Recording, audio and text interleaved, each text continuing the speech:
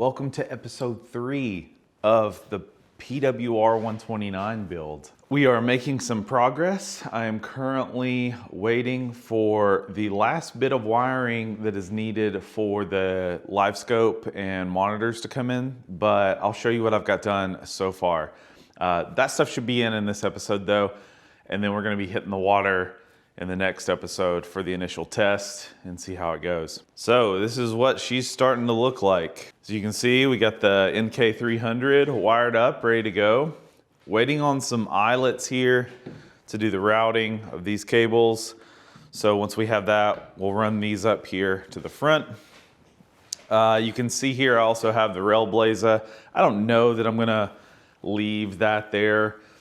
That is the GoPro mount. To be honest with you, I like how short it is. Like I feel like it's a little more, how do I say, usable compared to the Panfish Pro.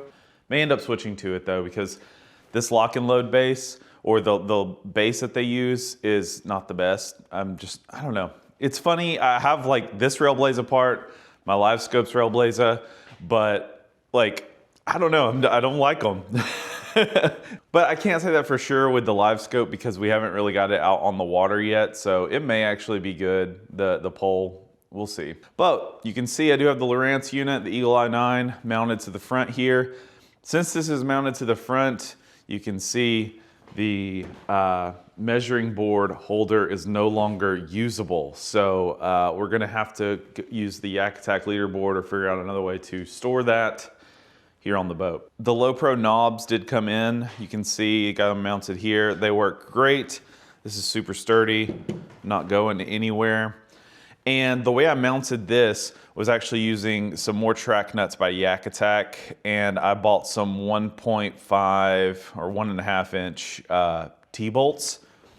So I'll show you what those look like. So the Mighty Bolts by Yak Attack, it's essentially these, but just at the 1.5 inch height.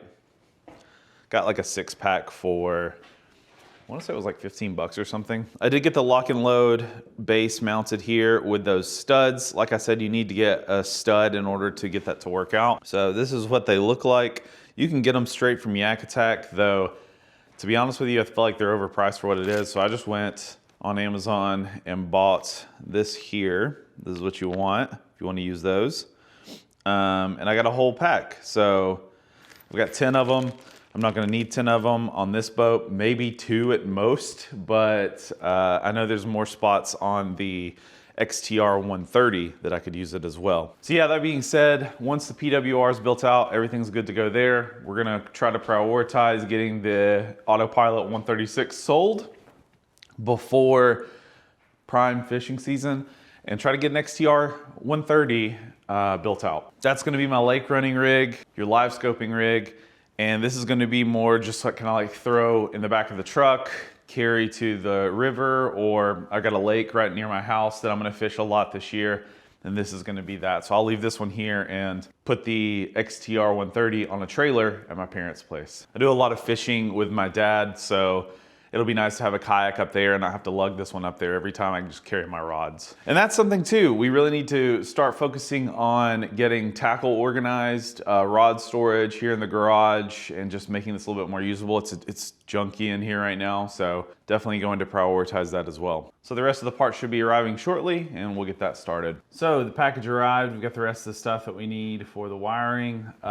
We have Yak Attack cup holder. This really isn't for the wiring, but it will be nice little addition to have. So the 3 main pieces, we have the battery pigtail. Let's see, it's called the battery pigtail for lithium battery. This is specifically for the Nucanoe.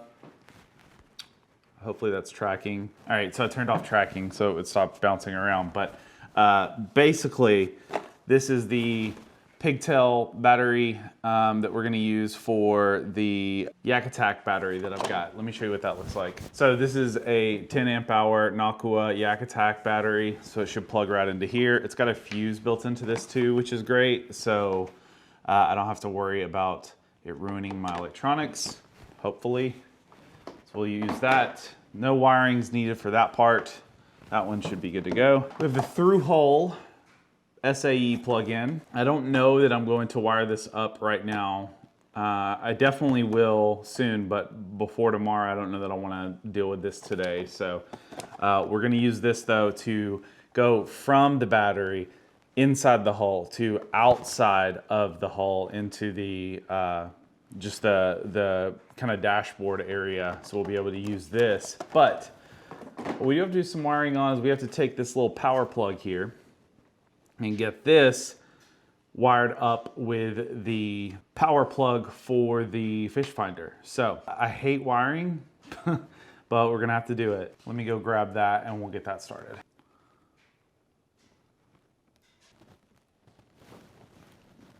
All right, so here goes the moment of truth, plugging this in. Hey, it's the first time I'm seeing this launch up with power, so this is great. We'll make sure it sustains for a second before I turn it off. So this is running from the Yak Attack battery. This is 10 amp hour into an SAE to Nucanoe plug with a fuse. And then my wiring that I'm gonna put the heat wrap on and shrink that up over to the cable for fish finder. It looks like we got power. Awesome. So like I said a minute ago, I do have this cable that I'm eventually going to add so I can actually keep the battery inside of the hull and just run this through. That'll be really, really helpful. So I can just like grab the fish finder and go and leave this battery inside of the kayak. So we're making progress. I'm gonna mess around with this fish finder because it's the first time I've kind of got to see it, see how it works, get that set up, and yeah, we'll show you the final product.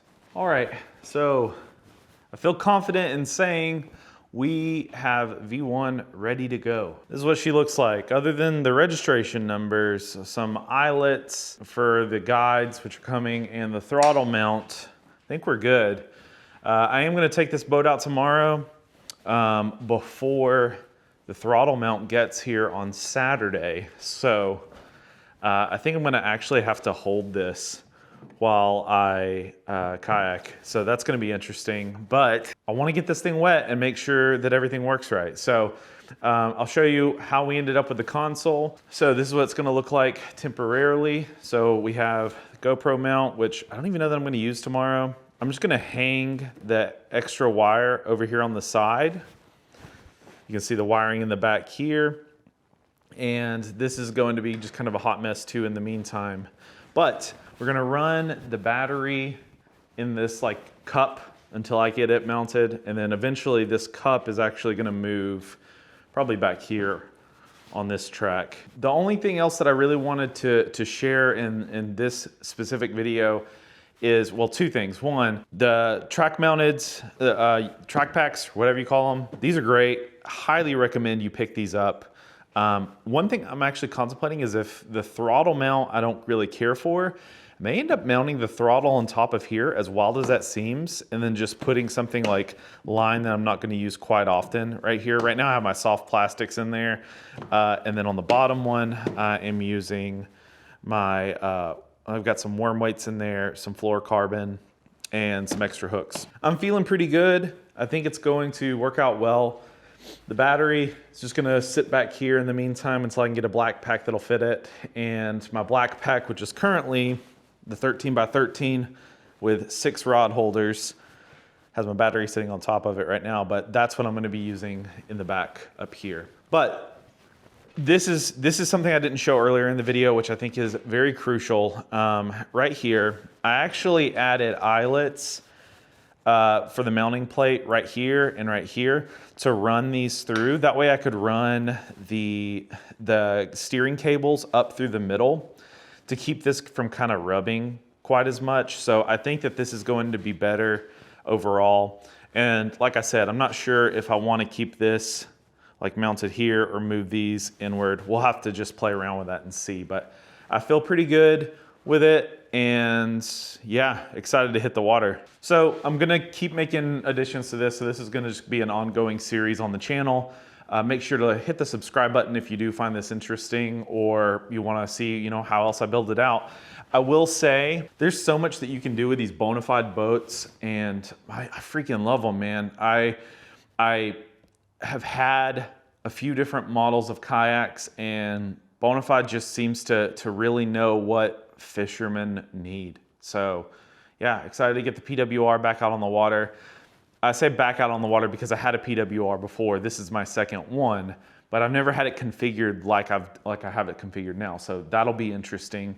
But yeah, thanks so much, guys. I'll see you next time on the next video. Peace.